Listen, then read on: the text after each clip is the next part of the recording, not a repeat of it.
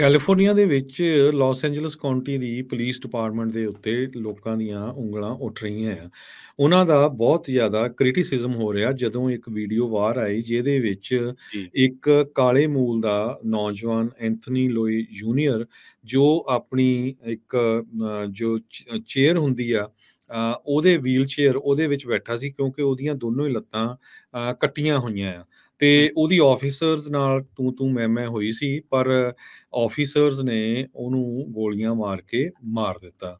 Jeffrey ਫਗਾਨ ਇੱਕ Columbia university ਦੇ ਲਾ ਪ੍ਰੋਫੈਸਰ ਆ ਤੇ ਐਕਸਪਰਟ ਵੀ ਆ ਔਨ ਪੁਲਿਸਿੰਗ ਦੇ ਉੱਤੇ।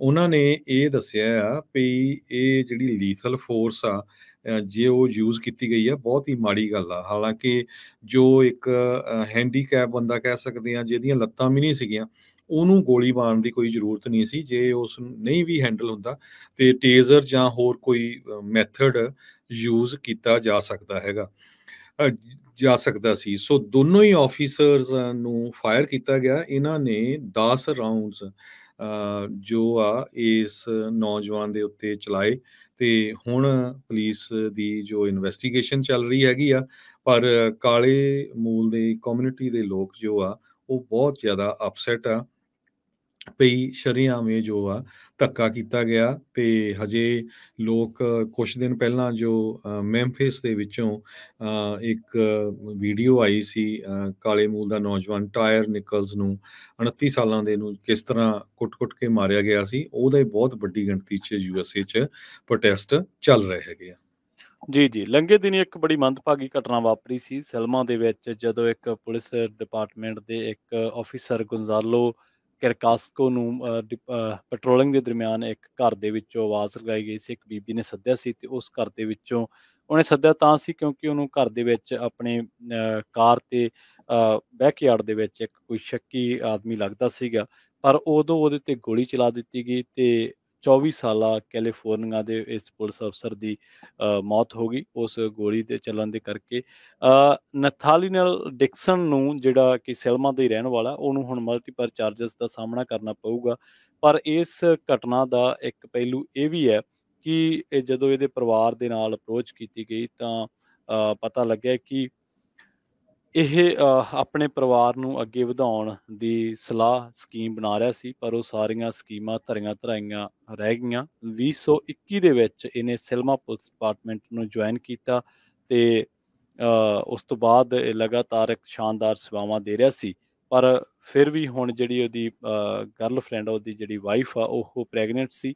ਪਰ ਹੁਣ ਇਹ ਇਸ ਦੁਨੀਆ ਦੇ ਵਿੱਚ ਨਹੀਂ ਰਿਹਾ। ਤਾਂ ਜਿਹੜਾ ਪਰਿਵਾਰ ਹੈ ਉਹ ਇਸ ਗੱਲ ਤੋਂ ਬੜਾ ਦੁਖੀ ਹੈ ਕਿ ਇਹਨੂੰ ਚਾਅ ਸੀ ਬੜਾ ਆਪਣੇ ਪਿਤਾ ਬਣਨ ਦਾ, ਪਰ ਇੱਕ ਮੰਦਭਾਗੀ ਵਾਪਰੀ ਘਟਨਾ ਨੇ ਪਰਿਵਾਰ ਨੂੰ ਇਹਦੇ ਕੋਲੋਂ ਖੋਲਿਆ। ਨਥਾਨੀਅਲ ਡਿਕਸਨ ਦੀ ਚੱਲੀ ਗੋਲੀ ਦੇ ਵਿੱਚ ਇਹ ਜਿਹੜਾ ਸੈਲਮਾ ਪੁਲਿਸ ਦਾ ਇੱਕ ਨੌਜਵਾਨ ਹੈ ਜਿਹਦਾ ਨਾਮ ਗੋਂਜ਼ਾਲੋ ਕੈਰਕਾਸਕੋ ਦੱਸਿਆ ਗਿਆ, ਉਹ ਮਾਰਿਆ ਗਿਆ ਸੀਗਾ। ਜੀ। ਜੀ। ਕੈਲੀਫੋਰਨੀਆ ਨੇ ਕਾਫੀ ਵੱਡੇ ਜੋ ਮੇਜਰ ਸਿਟੀਜ਼ ਆ, ਉਹਨਾਂ ਦਾ ਪਾਣੀ ਘੱਟ ਕਰਨ ਦੀ ਗੱਲ ਕੀਤੀ ਹੈਗੀ ਆ ਕੋਲੋਰਾਡੋ ਰਿਵਰ ਵਾਟਰ ਦੇ ਵਿੱਚੋਂ, ਤਾਂ ਕਿ ਜੋ ਕੈਲੀਫੋਰਨੀਆ ਦੇ ਵਿੱਚ ਐਗਰੀਕਲਚਰ ਆ ਉਸ ਨੂੰ ਬਚਾਇਆ ਜਾ ਸਕੇ। ਸੋ 2 ਵੱਡੇ ਸ਼ਹਿਰ ਜਿਨ੍ਹਾਂ ਨੂੰ ਘੱਟ ਕਰਨ ਦੀ ਗੱਲ ਕੀਤੀ ਗਈ ਆ, ਉਹਨਾਂ 'ਚ ਫੀਨਿਕਸ ਤੇ ਲਾਸ ਵੈਗਸ ਹੈਗਾ ਆ। 5 ਮਿਲੀਅਨ ਲੋਕ ਐਰੀਜ਼ੋਨਾ ਦੇ ਵਿੱਚ ਕੋਲੋਰਾਡੋ ਰਿਵਰ ਦੇ ਵਿੱਚੋਂ ਪਾਣੀ ਲੈਂਦੇ ਹੈਗੇ ਆ, ਜੋ ਕਿ 40% ਫੀਨਿਕਸ ਦੀ ਸਪਲਾਈ ਬਣਦੀ ਆ। 90% ਲਾਸ ਵੈਗਸ ਦਾ ਵਾਟਰ ਇਸ ਪਾਣੀ ਵਿੱਚੋਂ ਹੀ ਆਉਂਦਾ ਹੈਗਾ। ਜੋ ਇਹ ਪ੍ਰਪੋਜ਼ਲ ਆਇਆ ਗਿਆ ਆ, ਇਹਦੇ 'ਚ ਬਹੁਤ ਵੱਡਾ ਕੱਟ ਕੀਤਾ ਗਿਆ ਆ। 40 ਮਿਲੀਅਨ ਦੇ ਕਰੀਬ ਲੋਕ ਵੈਸਟ ਕੋਸਟ ਦੇ ਵਿੱਚ ਪਾਣੀ ਤੇ ਇਲੈਕਟ੍ਰਿਸਿਟੀ ਇਸ ਰਿਵਰ ਤੋਂ, ਕੋਲੋਰਾਡੋ ਰਿਵਰ ਤੋਂ ਪ੍ਰਾਪਤ ਕਰਦੇ ਹੈਗੇ ਆ। ਰਿਵਰ ਹੁਣ ਸ਼ਰਿੰਕ ਕਰ ਰਿਹਾ ਹੈਗਾ, ਕਿਉਂਕਿ ਸੋਕਾ ਬਹੁਤ ਪਿਆ ਸੀ ਪਿਛਲੇ ਸਾਲਾਂ ਦੇ ਵਿੱਚ, ਆਪਾਂ ਦੇਖਿਆ ਹੀ ਆ। ਸੋ ਕੈਲੀਫੋਰਨੀਆ ਸਟੇਟ ਨੇ ਜੋ ਨਵਾਂ ਪ੍ਰਪੋਜ਼ਲ ਦਿੱਤਾ ਆ, ਉਹ ਲਾ ਆਫ ਰਿਵਰ ਦਿੱਤਾ, ਜਿਹਦੇ ਮੁਤਾਬਕ ਜੋ ਫਾਰਮਰਸ ਆ, ਜੋ ਮੇਜਰ ਐਗਰੀਕਲਚਰ ਡਿਸਟ੍ਰਿਕਟਸ ਦੇ ਵਿੱਚ ਆ, ਕਹਿੰਦੇ ਫਸਟ ਡਿਬਸ ਉਹਨਾਂ ਦੀ ਆ ਔਨ ਵਾਟਰ, ਕਿਉਂਕਿ ਉਹਨਾਂ ਦੀ ਪ੍ਰਾਇਓਰਟੀ ਕਲੇਮ ਜੋ ਬਾਕੀ ਡਿਸਟ੍ਰਿਕਟ ਬਣੇ ਆ ਪਾਣੀ ਦੇ, ਉਹਨਾਂ ਤੋਂ ਪਹਿਲਾਂ ਦੀ ਹੈਗੀ ਆ।